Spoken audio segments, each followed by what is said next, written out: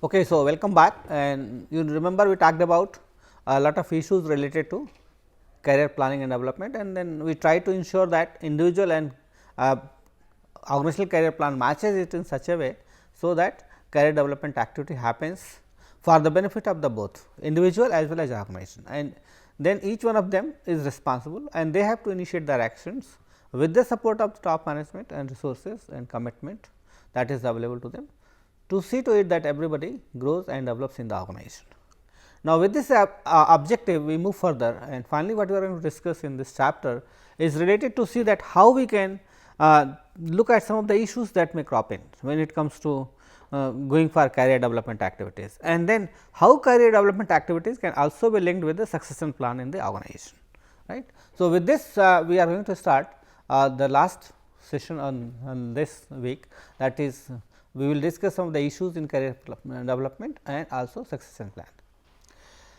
Now, what are the current issues in career development? If you look at some of the issues which are very important and that need to be looked into. Okay. First is developing career motivation. Okay. What does it mean? Career motivation means that you need to constantly encourage, inspire and motivate people to ensure that they try to take those activities which help them to grow and develop. Right. In the process, we are going to discuss certain terms which are very important for the individual as well as the organization. So, they must understand these are some of the issues which may hamper their career development activities. Right. So, the first term that we are going to discuss is career resilience. Now, if you look at this term, resilience is what? Resilience is defined as an ability to bounce back. Right.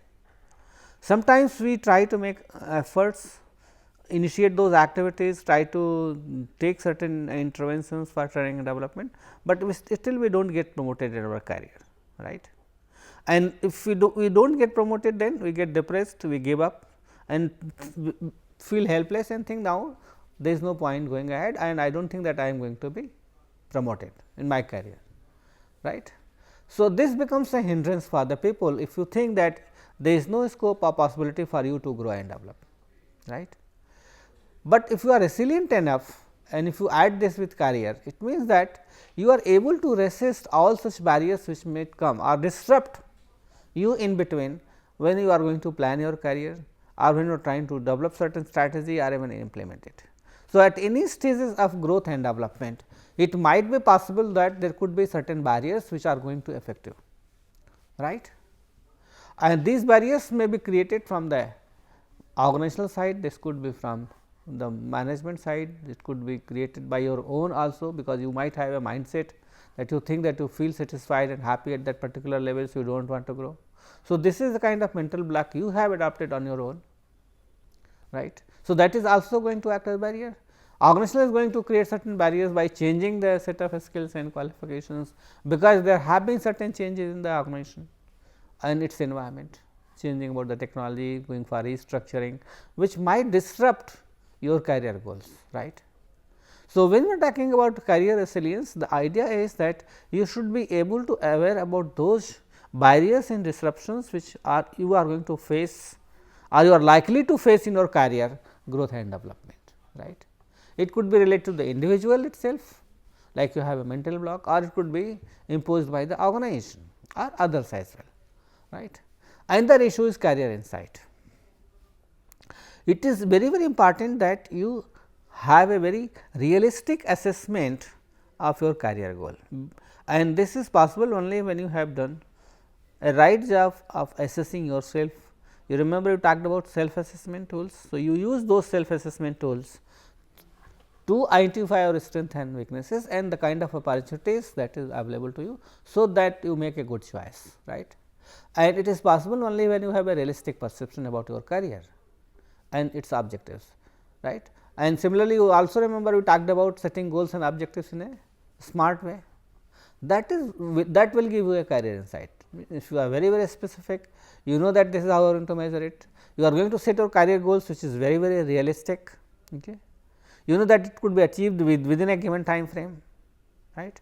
So, you have gone through this exercise effectively and properly, probably you get a better career insight that okay, this is how I am going to achieve this in my life, right. Otherwise, it is going to create a problem. If you do not have a realistic perception about goals and objectives, you can never achieve it. So, be very realistic about your strength assessment, go for self assessment, okay. You and also say that whether what are your interests, attitude and values. Okay. You remember we talked about career anchors, use that tool to identify what are the areas which are of interest to you, okay. And accordingly you try to set your goals and decide a job which is going to better suit you, right. And then third term is career identity. So, when we are going to talk about career identity, it is nothing else, but how do you perceive your work, right. How do you define? Sometimes you know that people have very poor identity about their work and career. No, I am doing something that is not significant. So, how you, management can increase this? By telling that yes, whatever your career is very good, okay, it contributes to the goals and development of the organization. Okay. It is something that is required by the organization, and that is how you develop identity about the career, right. Now, another important issue if you look at the growth stages is plateaus, career plateaus. Career plateaus are created when you get stagnated at a particular position for a longer period and you do not find any scope or development opportunities that is available to you, right. Now, the thing is that if you have plateaued over a particular place in your career, how do you perceive it? Say,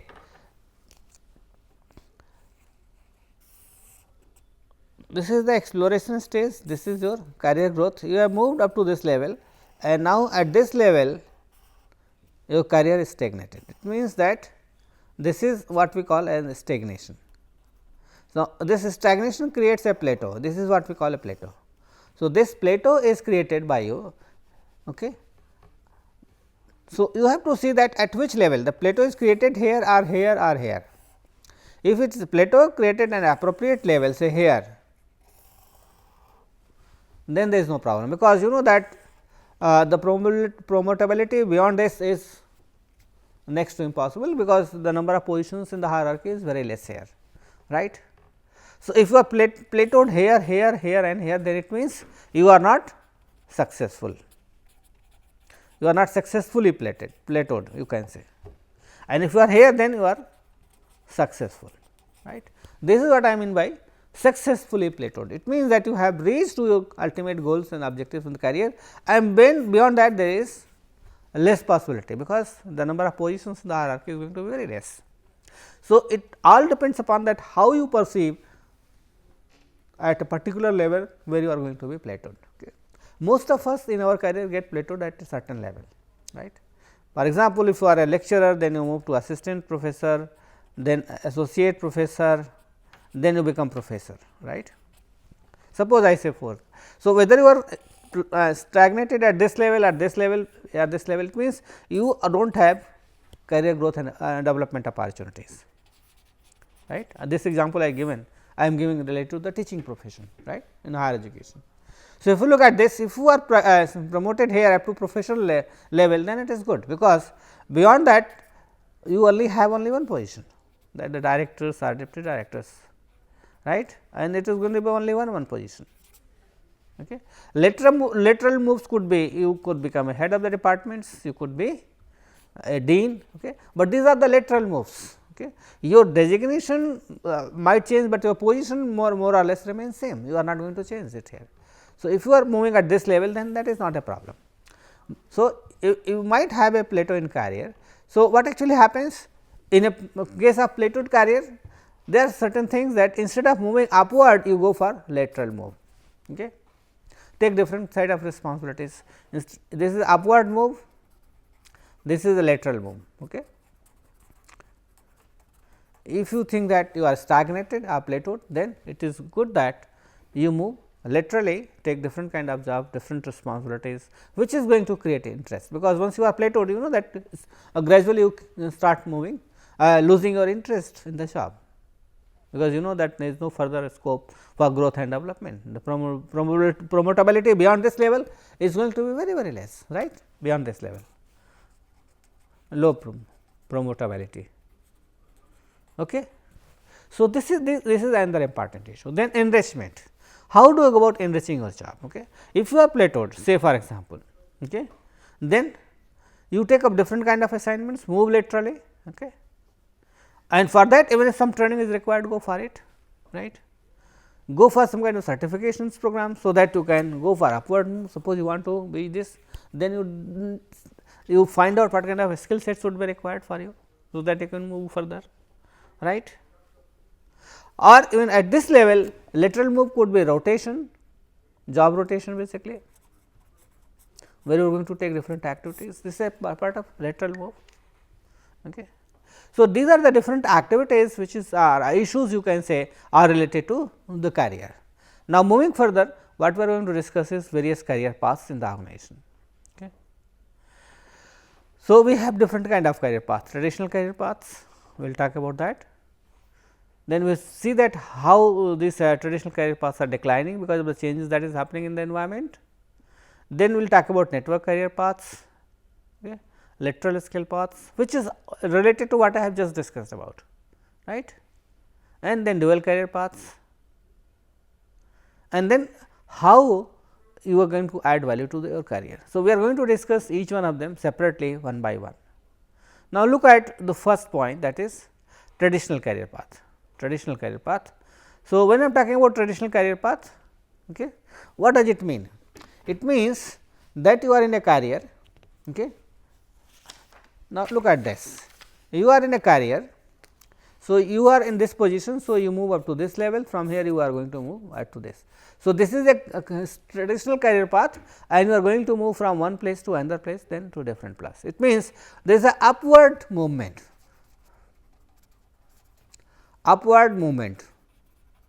in the career. Okay. So, it is a straightforward movement. Okay. Right. So, this is a traditional career path. For example, if I am a lecturer today, tomorrow after some time I become assistant professor, then after some time I become associate professor, then I become professor. So, if you are moving like this, is a straight upward movement, this is what I call, okay, which is a part of what you call traditional career paths, right. Now, see what happens to other kind of things, that is network career path. Okay. It means your career path is not straightforward. It depends upon the kind of skill set that you have, but and the kind of opportunities that is available. Okay. So, your career is not going to be straight. So, if this is a straight career path, traditional career path, you are moving up in the same direction. Okay. This is something like this, you move up, this again come down to different level, then move up, then this, something like this. So, there could be vertical opportunities and there could be horizontal opportunities also. Okay. It could be like this also, if you move up this, then you move this, then something where you go down, something like this. So, there is another possibility. What I mean to say is that your job sequence changes not in a straight way fashion, but sometimes it goes up, sometimes it is going to be lateral, sometimes again it go up, it may go down also at times, then you moving back to your own level, right. So, this is going to provide you set of experiences which is going to help you here, and then you can move here, right, because there is less opportunities moving up. So, you are going to move here, from here again you are going to move here, and then again you come back to this level only, and then again you can move up, right. So, this is what is we call a network career path, and you have to see that you develop those set of skills and experiences that is required for you to move from one place to another place, right. So, this is what we call network career path. So, from network career path we are going to move to another kind of things. Okay. So, it could be either vertical or horizontal with lessened possibility of what you call blockage of one job, because see suppose you have moved up to this level and now you have moved to this level, right, but you find that there is no opportunity available here, no opportunity for growth and development in your traditional career path. So, you go for a lateral move. Now, there is a possibility that at this level there is a growth opportunity that is available. You move up to this level, now you think that it is not possible to move further, then you come back to this level again, but in a different role, right. Then here again you can move up, and here you find a possibility, and then you can move up. So, this is you move vertically and horizontally, and you are not stick to one career, say one particular job, skill set and experiences, and then it keeps on moving, and then you have to see that to have those competencies which is required for your movement, right. And that basically helps the individual to not to be stagnated, and it does not create any kind of plateau in your career, because you keep on moving, okay, not vertically, maybe horizontally. Okay. But sometimes it is very difficult, because most of the people in the organization think career only in terms of upward movement, upward progression, right, without realizing that there is a possibility that there is no scope for up movement in that particular place, right. And that is why many organizations today have adopted this practice, where they find that a person has been stagnated and there is no scope for upward movement, they go for lateral movements, okay. And there he can find a possibility for improving his performance and then moving up in the career, or if it is not possible, then coming back to that the same level also. So, all these kind of things are happening, okay. Then, and that is what we call lateral skill path. It means you have moved to this level. So, if you are moving here, so this is a lateral move, right. In lateral move what happens, that it gives you some kind of new experience, new challenge, and maybe with the same set of skill and experience, you are going to take up challenge at this particular job, not at this level. So, you are moving from here to here, at this your level in the position and the hierarchy remains same, but you are going to take up a different position, and where you can find a new challenge. It is going to be more enriching, more satisfying for the individual, because he at this position he is already stagnated. So, he has lost his interest and motivation. Probably this would create better motivation, though there is no change in his position, pay or promotion, but it provides you new experiences, new challenges, and that is why sometimes organization helps you to move to lateral positions, so that you continue to have interest and challenge in your career, right. And the reward is that you are going to have a more challenging and satisfying work experience, right. So, this is actually what is related to this lateral skill path. From lateral skill path, we will discuss some other issues like dual career, right. So, dual career means that you are performing one job, at the same time you are also performing other jobs, right. So, it means that you have different kind of responsibilities associated with different set of skill and experiences, and you are going to perform them, okay, at the same, not at the same time, maybe in different time periods, but the individual is same, right. For example, this job requires some kind of technical expertise, so you do, and this job requires some kind of managerial expertise. For example, you are working as a professor, you are also working as a dean, okay. Both are possible. As a professor, you are going to teach, here you are going to administer. So, this requires two different set of responsibilities, right. It has become very popular, especially in the case of higher education, these kind of things are happening. So, you are giving responsibilities depending upon your interest, attitude, and then it is seen that whether you can perform those kind of responsibilities effectively or not.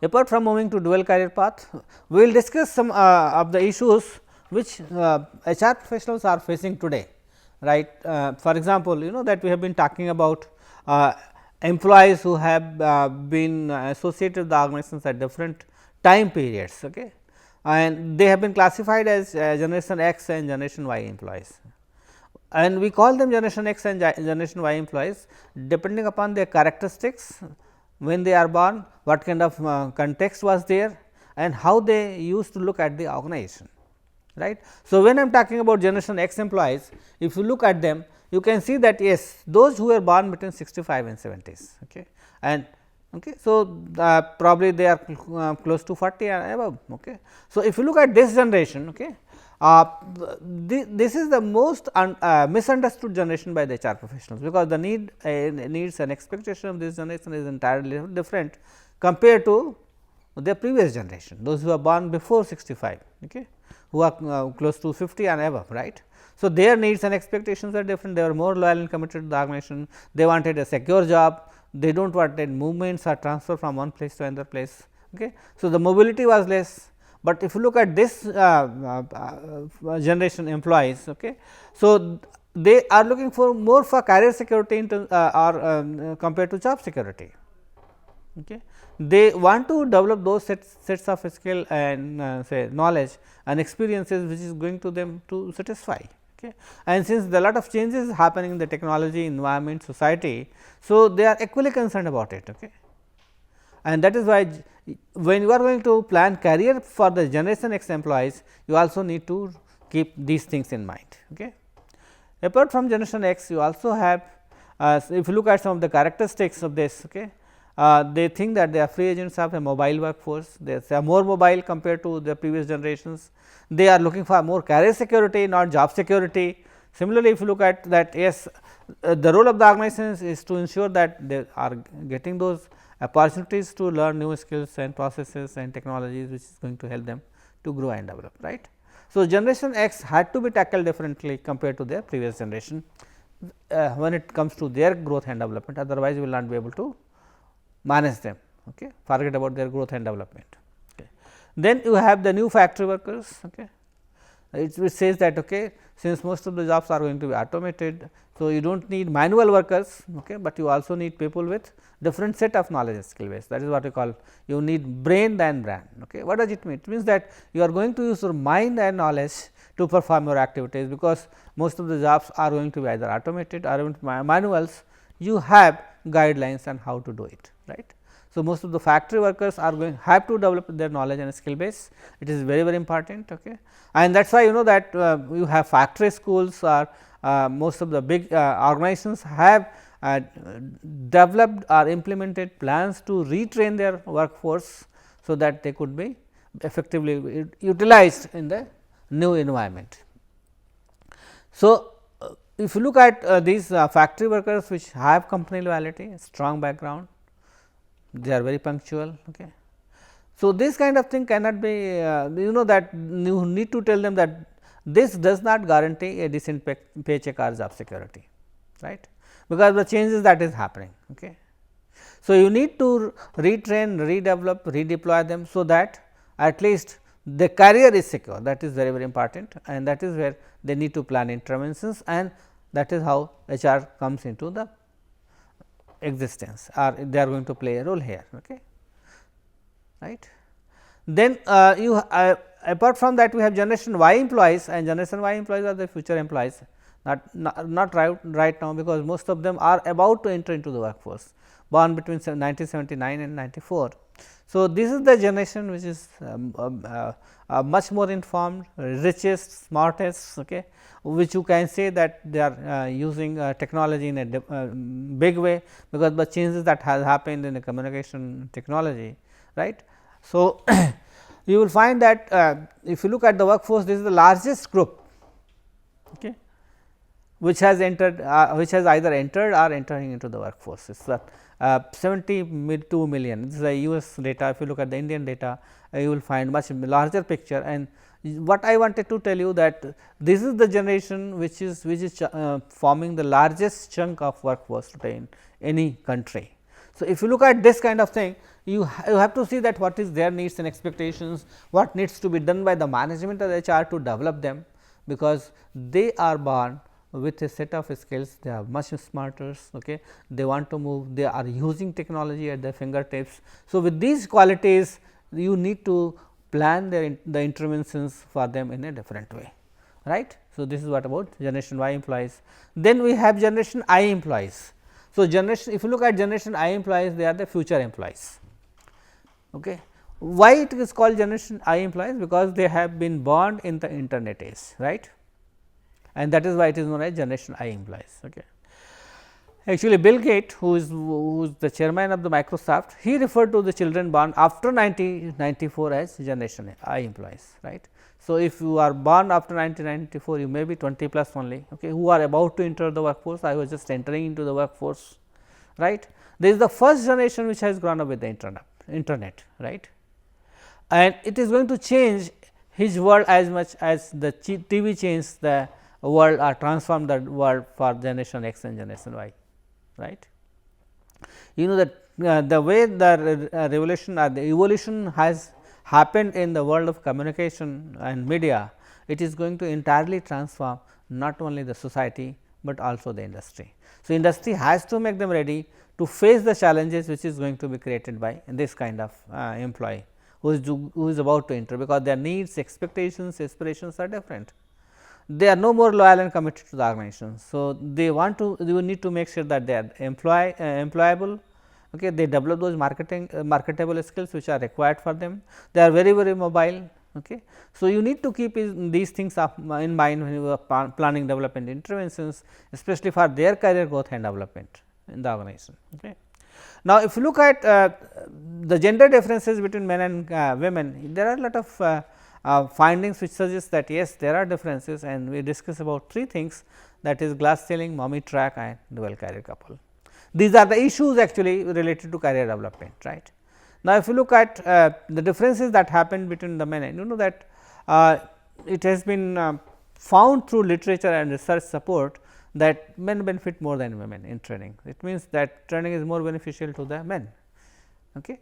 Similarly, if men get married, they get more benefit than the men, because the responsibility is less than the women. Women has to manage their house, children, family and husband also. Okay. But when it comes to coaching and these kind of things, the women perform and excel much better than the men, right. But what actually happens, that because of the structure and the mechanism that we have in organizations, the kind of development opportunity that is available to men is more for men compared to women. Okay. So, these are some of the findings which suggest that we need to go for some kind of changes to make sure that both of them are getting equal benefit and opportunities in terms of their growth and development, right. The other two terms that we need to discuss is glass ceiling and mommy tracks. What I mean by glass ceiling, that actually it is a kind of barrier, not an obvious one, but it is something that is created artificially, which suggests that it is very difficult for women to reach to the top level positions. Because sometimes the kind of system that we have developed is male dominated, and they seldom allow women to be their bosses, right. And because of that, you will find that there are few women who have reached to the top management. Now, you will find more women in moving to the top management. If you look at the case of India, now we have lot of CEOs of banks and other places where they are managing the entire show and they are in the top positions. Okay. So, we need to break this kind of ceiling to ensure that there is equal opportunity for both men and women, and both of them can grow and develop, and that is the responsibility of the HR to ensure what kind of interventions need to be planned for women especially. Then mommy tracks basically which talks about giving more flexibility to allow women to fulfill their family commitments, because they have other responsibilities. Okay. So, you allow them to work from home, you allow them to work at convenient timings, right. You ensure that their career path is not going to be affected because of these kind of things. Okay. So, you go for some kind of flexibility so far as women is concerned, okay. And accordingly you need to see that you are going to plan development interventions which is going to be aligned with these kind of flexibilities, so that they can manage their home and work in a better way. So, what we have been discussing about how it is going to be different and what kind of issues could be coming up, especially when you are talking about men and women. Similarly, if both husband and wife are working, okay, dual career couples, okay, you know that now organizations have devised a policy where they try to employ, if they are working in the same organization, to be placed with the same kind of setup to be placed at one particular place. Many central government organizations you find that they actually try to adjust this kind of thing and try to post both husband and wife at the same place, at the same location, okay, so that inconvenience can be reduced. Okay. If it is not possible, they try to have flexible arrangement, work arrangement, you also go for creche to take care of the children, okay, and you also provide support for the transfers and relocations. Okay. So, if both of them are working, you have to facilitate this, so that both of them can work. You are not going to see that one person or the one of them, the man, progresses in the career at the cost of the women. Okay. And you will be surprised to see that in our context, it is the women who sacrifices their career at the cost of the men's career. Okay. So, these kind of issues may come up, and but the management has to devise certain interventions in such a way, so that they facilitate the growth and development of both, not only the men or women. Okay. Now, the last leg we will discuss about the succession planning. Succession planning idea is to identify people who could take up senior positions in the organization. It is very, very important, right, because succession planning is a part of is a kind of promotion actually, and it is also a part of the career plan, where you are going to decide who is going to take whose position, right. So, it is very, very important for you to plan successfully this kind of succession by grooming and developing people at the lower level, and make sure that they develop all the expertise, knowledge and skills, so that they can take these positions, right. Now, one replacement chart here I have given to explain that, and this shows that who is going to replace whom, right. Now, it is related to one particular department, okay, say finance, and there are two positions basically, okay, that you can find out, and then you have two people, okay, who is going to replace whom. Now, if you look at this, you can see that it is showing A, B, C, something like this. It means A means that he is ready for promotion, B means he needs more experience, C means that he is not suitable for the job. Okay. So, all the information is provided, okay, and then 1 means that it is an outstanding performance. So, this kind of replacement chart tells you that if it is A 1, then he is going to be the successor, right. Now, if you look at then the first case, where Rajaram, who is 59, who is about to retire, okay, and this person has lot of experience. So, who is going to replace him? So, there are number of people you will find there, okay, like Rajat Gupta, Shyamlal, okay, who are junior to them. Now, if you look at that, you also look at the knowledge and experience, and then if you look at the rating, one is A, both of them are outstanding performers, but when it comes to B, it means that he needs more experience. So, this shows that A it is going to be promoted. So, when as a part of your succession plan, you also create a replacement chart to see that who is going to be promoted based upon what is your requirement in terms of performance and experience from the individual, right. Then, as a part of the succession management process, you have to regularly do this exercise, so that there is no lack or shortage of leadership at the middle level, but that may happen if you are not going for a good succession plan. Okay.